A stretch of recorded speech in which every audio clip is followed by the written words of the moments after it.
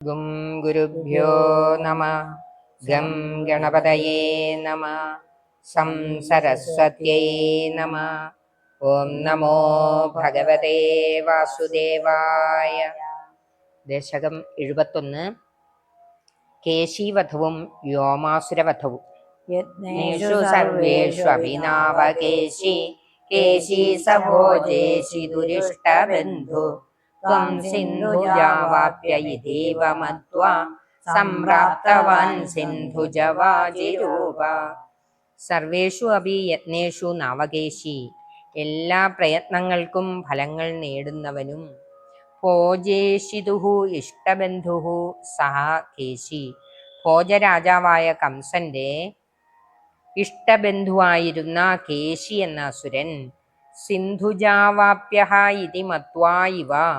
സിന്ധുജം എന്ന് പറഞ്ഞാൽ സമുദ്രം, സിന്ധു എന്ന് പറഞ്ഞാൽ സമുദ്രം, സിന്ധുജം എന്ന് പറഞ്ഞാൽ സമുദ്രത്തിൽ ഉണ്ടായത്. സമുദ്രത്തിൽ ജനിച്ചവർക്ക് അങ്ങയെ പ്രാപിക്കുവാൻ എളുപ്പമാണെന്ന് വിചാരിച്ചിട്ടാകണം സിന്ധുജവാജിരൂപ ത്വാം സംപ്രാപ്തവാൻ. കേശി സിന്ധു രാജ്യത്ത് ഒരു കുതിരയുടെ രൂപത്തിൽ ജനിച്ച അവൻ അങ്ങയുടെ അടുത്ത് വന്നു ചേർന്നത്. അടുത്ത ശ്ലോകം നോക്കാം. ഗന്ധർവതാമേഷ ഗതോഭിരുക്ഷൈ നാദൈ സമുദ്വേജിത സർവലോക ഭവൽവിലോകാവധി ഗോപവാളി പ്രമദ്യ പാപ പുനരാപതത്വാം. ഏഷഃ പാപഃ ഗന്ധർവതാം ഗതഃ അപി. ദുഷ്ടനുമായിരുന്ന ആ കേശി,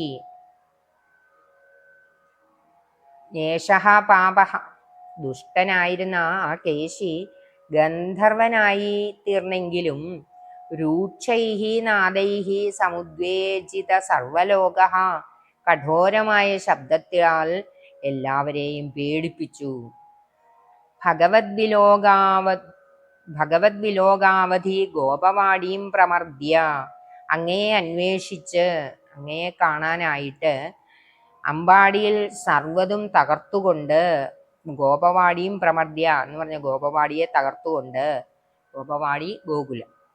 പുനഃ ത്വാമാപതത്, അങ്ങയുടെ അടുത്തേക്ക് പാഞ്ഞു വന്നു.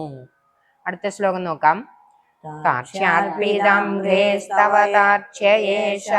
ചിക്ഷേപവക്ഷോ ഭുവി നാമപാദം ഭൃഗോപദാഘാതകഥാം നിശമ്യ സ്വേനാഭിഷക്യം തദീവമോഹാൽ. ഏഷഃ താർക്ഷ്യഃ താർക്ഷ്യാർപ്പിതാം ഘ്രേഹേ തവ. ഈ കുതിര ഗരുഡനു മുകളിൽ പാദങ്ങൾ വെച്ചിട്ടുള്ള അങ്ങയുടെ വക്ഷോഭുവി നാമപാദം ചിക്ഷേപ, മാറിടത്തിനു നേരെ ചവിട്ടി.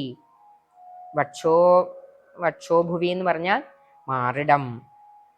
പാദം ചിക്ഷേപ, പാദം കൊണ്ട് ചവിട്ടി. ഭൃഗോഹോ പദാഘാത കഥാം നിശമ്യ, ഭൃഗുമുനി അങ്ങയുടെ മാറിൽ ചവിട്ടിയ കഥയെ കേട്ടറിഞ്ഞിട്ടാവാം. സ്വേന അപി തത് ശക്യം ഇതി മോഹാദ് ഇവ, തനിക്കും അതുപോലെ സാധിക്കും എന്ന് മോഹിച്ചിട്ടാവാം അങ്ങനെ ചെയ്തത്. ഭൃഗുമഹർഷി പണ്ട് ത്രിമൂർത്തികളിൽ ആർക്കാണ് ക്ഷമ കൂടുതൽ എന്നറിയുന്നതിന് വേണ്ടി ബ്രഹ്മാവിനെയും ശിവനെയും വിഷ്ണുവിനെയും സന്ദർശിച്ചു. ബ്രഹ്മാവും ശിവനും ഒക്കെ ബ്രഹ്മാവിന്റെ അടുത്ത് ചെന്നപ്പോൾ ബ്രഹ്മാവിന്റെ ഒപ്പം കയറിയിരുന്ന ഭൃഗുമുനിയെ ബ്രഹ്മാവ്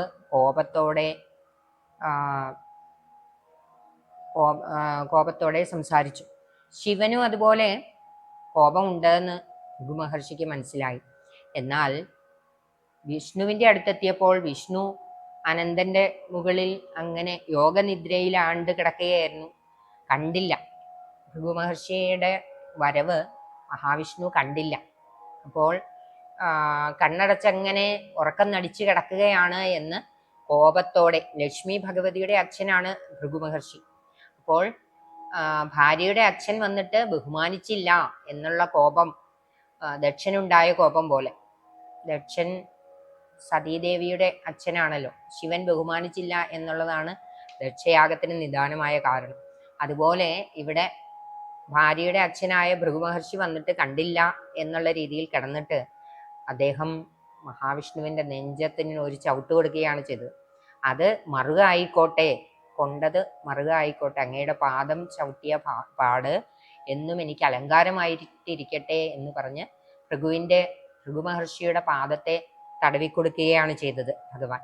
അപ്പോൾ ക്ഷമയിൽ മുമ്പനായ ത്രിമൂർത്തികളിൽ ഏറ്റവും ക്ഷമയുള്ളവനാണ് എന്നുള്ള പേര് മഹാവിഷ്ണുവിന് ലഭിച്ചത് ആ പരീക്ഷണത്തിലൂടെയാണ്. അതറിഞ്ഞിട്ടായിരിക്കും ഈ അസുരൻ ഭഗവാന്റെ നെഞ്ചത്ത് ചവിട്ടിയത്. എനിക്കും അതുപോലെ ചവിട്ടാനൊക്കെ പറ്റും എന്നുള്ള ആ മോഹം കൊണ്ടായിരിക്കും എന്നാണ് ഇവിടെ മേൽപ്പത്തൂര് പറയുന്നത്. അടുത്ത ശ്ലോകം നോക്കാം. പ്രവഞ്ചയന്നസ്യ പുരാഞ്ജലം ദ്രാക് അമും ദൂരം സമ്മൂർച്ഛിതോ യതിമൂർച്ഛിതേന ക്രോധോഷ്മണാഘാതിതുമാതൃതസ്ത്വാം. അസ്യ പുരാഞ്ജലം പ്രവഞ്ചയൻ, അങ്ങ് ആ കുതിരയുടെ പിൻകാലുകൊണ്ടുള്ള ചവിട്ടേൽക്കാതെ ഒഴിഞ്ഞുമാറി. ദ്രാകമും ദൂരം ചിക്ഷേപിധാച, പെട്ടെന്ന് അവനെ വളരെ ദൂരേക്ക് എറിഞ്ഞു. സമൂർച്ഛിതഹാഭിഹി, ബോധം കെട്ടുപോയെങ്കിലും, മൂർച്ഛിതൻ എന്ന് പറഞ്ഞാൽ ബോധം കെട്ടവൻ, അവൻ അതിമൂർച്ഛിതേന ക്രോധോഷ്മണ, അത്യധികം വർദ്ധിച്ച കോപത്തോടെ, ത്വാം ഖാദിതു മാതൃത, അങ്ങയെ കടിക്കുവാനായി ഓടി വന്നു. അടുത്ത ശ്ലോകം നോക്കാം. ത്വം വാഹദണ്ഡേ കൃതധീശ്ച വാഹ ദണ്ഡം യഥാസ്തസ്യ മുഖേ തദാനീം തദ്വൃദ്ധിരുദ്ധശ്വസനോ ഗദാസു സപ്തി ഭവന്നവ്യയമൈക്യമാഗാത്. ത്വം തദാനീം വാഹദണ്ഡേ കൃതധീഹി, അങ്ങപ്പോൾ കുതിരയെ ശിക്ഷിക്കണമെന്ന് നിശ്ചയിച്ചിട്ട് അവന്റെ വായിൽ തൻ്റെ നീണ്ട കൈ കടത്തുകയും ചെയ്തു. തദ്വൃദ്ധിരുദ്ധശ്വസനഃ ഗതാസു അയം, കൈ വളർന്നതോടെ ശ്വാസതടസ്സം അനുഭവപ്പെട്ട് പ്രാണൻ പോയ അവൻ സപ്തീഭവൻ അഭി ഐക്യമാകാൻ, കുതിരയായിട്ടാണ് വന്നതെങ്കിലും ഭഗവാനുമായി ഐക്യം പ്രാപിച്ചു മുക്തി നേടി എന്നാണ് ഈ ശ്ലോകത്തിൽ പറയുന്നത്. നമുക്ക് അടുത്ത ശ്ലോകം നോക്കാം.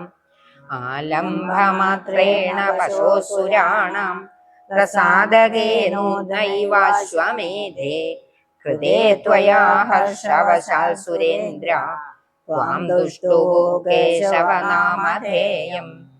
പശോഹോ ആലംഭമാത്രേണ സുരാണാം പ്രസാദകേ, മൃഗബലി കൊണ്ടു മാത്രം പ്രസാദിക്കുന്ന ദേവന്മാരെല്ലാം നൂത്നേ ഇവ അശ്വമേധേ ത്വയാ കൃതേ, പുതിയ രീതിയിലുള്ള അശ്വമേധയാഗം അങ്ങ് ചെയ്തപ്പോൾ, അതായത് കുതിരയുടെ രൂപത്തിൽ വന്ന കേശിയെ വധിച്ചതോടുകൂടി പുതിയ രീതിയിലുള്ള അശ്വമേധയാഗം, TV-യിലൊക്കെ അശ്വമേധ യാഗം പുതിയ രീതിയിൽ വേറെ രീതിയിൽ നടത്തിയല്ലോ, അതുപോലെ ഇവിടെ വേറൊരു യഥാർത്ഥത്തിലുള്ള അശ്വമേധയാഗമല്ല. ഇവിടെ സാമഗ്രികളൊന്നുമില്ലാതെ, ഋത്തുക്കുകളൊന്നുമില്ലാതെ ഭഗവാൻ തന്നെ നടത്തിയ അശ്വമേധം കണ്ടിട്ട് ഹർഷവശാൽ സുരേന്ദ്രാഹ, ദേവശ്രേഷ്ഠന്മാർ സന്തോഷമണഞ്ഞു.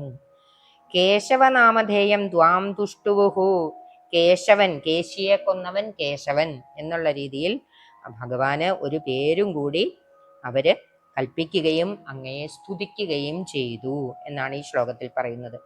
അടുത്ത ശ്ലോകം നോക്കാം. കംസായ ദേശൗരിസുതസ്ത്വമുക്ത്വാ തം തദ്വധോൽകം പ്രതിരുധ്യ വാച പ്രാപ്തേന കേശിക്ഷപണാവസാനേ ശ്രീനാരദേന ത്വമഭിഷ്ടുതോ ഭൂ. തേ ശൗരിസുതത്വം കംസായ ഉക്ത്വാ, അങ്ങ് വസുദേവരുടെ പുത്രനാണെന്ന് കംസനോട് ശ്രീനാരദമുനി പറഞ്ഞ് തദ്വധോത്കം തം വാചാ പ്രതിരുധ്യ, വസുദേവരെ വധിക്കുവാൻ തയ്യാറായ കംസനെ പറഞ്ഞ് തടഞ്ഞ്, വസുദേവരുടെ പുത്രനാണ് അങ്ങ് എന്ന് ശ്രീനാരദൻ പോയി പറഞ്ഞപ്പോൾ അത് കേട്ട മാത്രയിൽ വസുദേവരെ കൊല്ലാനായിട്ട് കംസൻ തയ്യാറായപ്പോൾ കേശിക്ഷപണാവസാനേ പ്രാപ്തേന ശ്രീനാരദേന ത്വം അഭിഷ്ടുതഃ അഭൂഹു. പിന്നീട് കേശീവധത്തിന് ശേഷം നാരദൻ അങ്ങയുടെ സമീപത്തെത്തി സ്തുതിച്ചു. ഇതാണ് ഈ ശ്ലോകത്തിന്റെ അർത്ഥം. ഇനി അടുത്ത ശ്ലോകം നോക്കാം. കഥാപി ഗോപൈഃ സകാനനാന്തേ നിലായന ക്രീഡനലോലുപം ത്വാം മയാത്മജ പ്രാപ ദുരന്തമായോ വ്യോമാഭിധോ വ്യോമചരോപരോധി. കഥാപി ദുരന്തമായ മയാത്മജ, ഒരിക്കൽ മായാവിയും മയന്റെ പുത്രനുമായ വ്യോമാഭിധ, വ്യോമാസുരൻ എന്ന ദേവശത്രു, അതായത് അസുരൻ, ആകാശത്ത് സഞ്ചരിച്ചിരുന്ന ദേവന്മാരെ ഉപരോധിച്ചുകൊണ്ട്, വ്യോമചരോപരോധി, ഉപരോധം ചെയ്യുക എന്ന് പറഞ്ഞാൽ തടയുക, വ്യോമചരോ, വ്യോമം എന്ന് പറഞ്ഞാൽ ആകാശം, ആകാശത്തില് സഞ്ചരിച്ചുകൊണ്ടിരുന്ന ദേവന്മാരെ തടഞ്ഞുകൊണ്ട്, ഗോപൈഹി സഹ കാനനാന്തേ നിലായന ക്രീഡനലോലുപം ത്വാം പ്രാപ, ഗോപന്മാരോടുകൂടി വനത്തിൽ ഒളിച്ചു കളിക്കുന്നതിൽ ഏർപ്പെട്ടിരുന്ന അങ്ങയുടെ സമീപം വന്നു ചേർന്നു. വ്യോമാസുരൻ അങ്ങയുടെ ഒളിച്ചു കളിക്കുകയായിരുന്ന അങ്ങയുടെ സമീപം എത്തിച്ചേർന്നു എന്നാണ് ഈ ശ്ലോകത്തിൽ പറയുന്നത്. അടുത്ത ശ്ലോകം നോക്കാം. സ ചോരപാലായിത വല്ലവേഷു ചോരായിതോ ഗോപശിശൂൻ പശൂംശ്ച ഗുഹാസു കൃത്വാ പിദധേ ശിലാഭി ത്വയാ ച ഭൂത്വാ പരിമർദ്ദിതോ ഭൂത്. സഹ ചോരപാലായിത വല്ലവേഷു ചോരായിത, അവൻ, അതായത് ആ അസുരൻ, വ്യോമാസുരൻ, കള്ളന്മാരും കാവൽക്കാരുമായി പിരിഞ്ഞു വിളയാടുന്ന ഗോപന്മാരുടെ കൂട്ടത്തിൽ ഒരു കള്ളനായി ചേർന്നു. ഗോപശിശൂൻ പശൂൻ ച ഗുഹാസു കൃത്വാ ശിലാഭിഹി പിദധേ, പശുക്കളെയും ഗോപന്മാരെയും ഗുഹകളിലാക്കി ഗുഹാദ്വാരം വലിയ കല്ലുകൾ കൊണ്ട് അടച്ചു വെച്ചു. പിദധേ എന്ന് പറഞ്ഞാല് അടച്ചു വെച്ചു. ത്വയാ ബുദ്ധ്വാ പരിമർദ്ദിതഃ ച അഭൂത്, ഇതറിഞ്ഞ് അങ്ങ് അവനെ വധിച്ചു എന്നാണ് ഈ ശ്ലോകത്തിൽ പറയുന്നത്. അടുത്ത ശ്ലോകം നോക്കാം. ഏവം വിധൈശ്ചാത്ഭുതകേളിഭേദൈ ആനന്ദമൂർച്ഛാമതുലാം വ്രജസ്യ പദേ പദേ നൂതനയന്ന സീമാം പരാത്മരൂപിൻ പവനേശവായ. ഏവം വിധൈഃ ച അദ്ഭുതകേളിഭേദൈഃ, പ്രകാരമുള്ള പലവിധ അത്ഭുതകരമായ കളികളിൽ ഏർപ്പെട്ടും, വ്രജസ്യ അതുലാം അസീമാം ആനന്ദമൂർച്ഛാം, വ്രജവാസികൾക്കെല്ലാം അതുല്യമായതും അതിരില്ലാത്തതുമായ ആനന്ദത്തെ നൽകിക്കൊണ്ടും, പദേ പദേ നൂതനയൻ, അടിക്കടി പുതുക്കുന്നവനുമായ, പരാത്മരൂപിൻ പവനേശപായ, പരമാത്മരൂപിയായ ഹേ ഗുരുവായൂരപ്പ എന്നെ രക്ഷിക്കണമേ എന്നാണ് ഈ ദശകത്തിൽ മേൽപ്പത്തൂര് ഭഗവാനോട് അപേക്ഷിക്കുന്നത്. സർവത്ര ഗോവിന്ദനാമ സങ്കീർത്തനം ഗോവിന്ദ ഗോവിന്ദ. കായേന വാചാ മനസേന്ദ്രിയൈർവാ ബുദ്ധ്യാത്മനാ വാ പ്രകൃതേ സ്വഭാവാത് കരോമി യദ്യൽ സകലം പരസ്മൈ നാരായണായേതി സമർപ്പയാമി. സർവം നാരായണായേതി സമർപ്പയാമി.